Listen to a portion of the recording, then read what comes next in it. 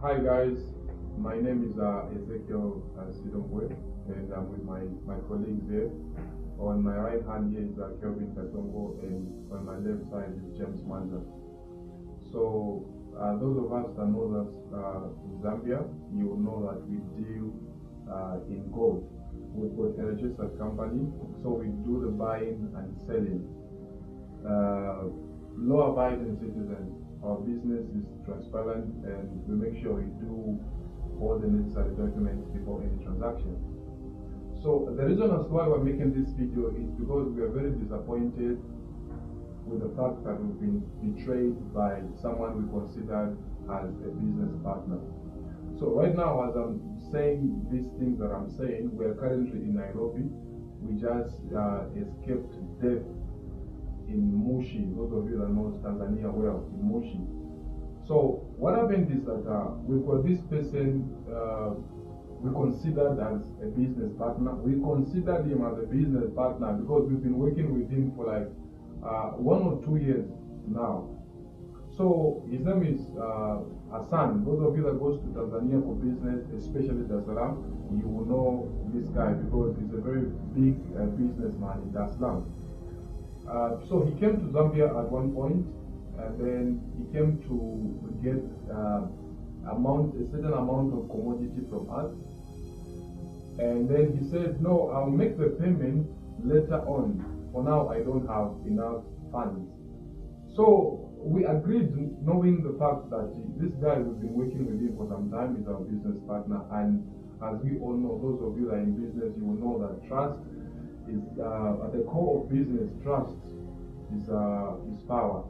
So we believed, and then we trusted him because he's our partner. So we gave him the commodity, gold actually. That's the commodity we gave him because that's what we deal in. So we gave him the commodity which was worth $384,000. That's approximately about 8.7 million in Zambian kwacha. So on the 16th, he gave us a call to say, okay, guys, your money is ready. You can come to Dar es Salaam and get your money. So we booked the flight to Zambia, from Zambia to Dar es Salaam, in order for us to go and get our money. So we traveled all the way from Zambia to Dar es Salaam. So when we arrived at Dar es Salaam, we communicated with Mr. Hassan. We told him, okay, we've arrived in Dar es Salaam. So where do we meet? He said, no, I've made a move, so you can meet up with me in Arusha. And you know, if you know Tanzania very well, you agree with me that the distance from Dar es Salaam to Arusha is about 10 to 11 hours drive. So we drove all the way from Dar es Salaam to Arusha just to meet up with him because, okay, we were not suspecting him of anything because we worked with this guy for some time, for like 1 or 2 years. So we moved from Dar es Salaam to Arusha to meet up with him. We arrived in Arusha around 02. The time we got there, we tried to communicate with him. He said, you guys delayed, so I could not stay there for a long time. You know, I'm having your man and all that. So I've made a move. I'm right now at, what's that border? Namanga border. So it is a border in between Zambia, Kenya, and Tanzania. So we said, okay, we can come there, there's no problem. So we moved from Arusha to Namanga border again to meet up with him. So the time we got there, we actually found him there, and then we talked and all that. And then we said, okay, now we can have our money so that we start going back. You know, we traveled a long way. He said, no, the guy who's having the money has just left right now, so we should follow him. So I can show you the evidence of the things that I'm saying using the immigration. The entry that we made, I can show you the entry that we made using the immigration. So we entered Namanga border to Kenya because he said that's where the guy has gone to with the money. So we entered, said no, the guy is at Tarakia border.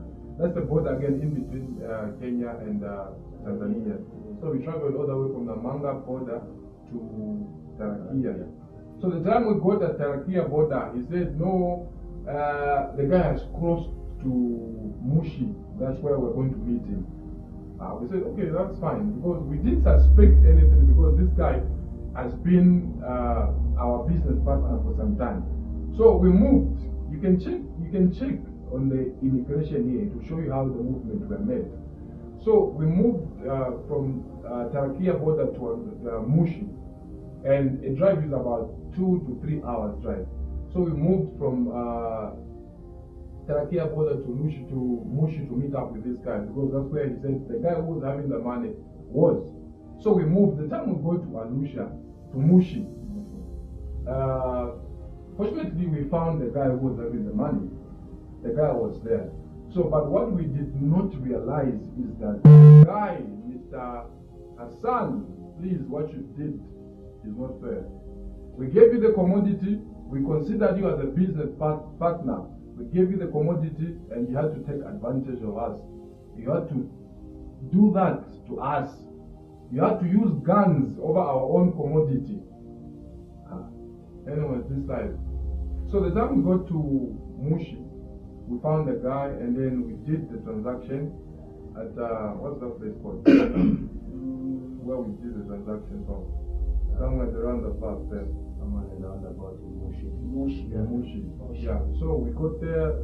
We made exchanges. He gave us the bag of money, that we put it in the car, and then okay, we said okay, sure, we'll meet again. So on our way back, without realizing, to say Mr. Hassan had said people, that was actually a trap. The movement that he was making us move, it was actually a trap. He was looking for.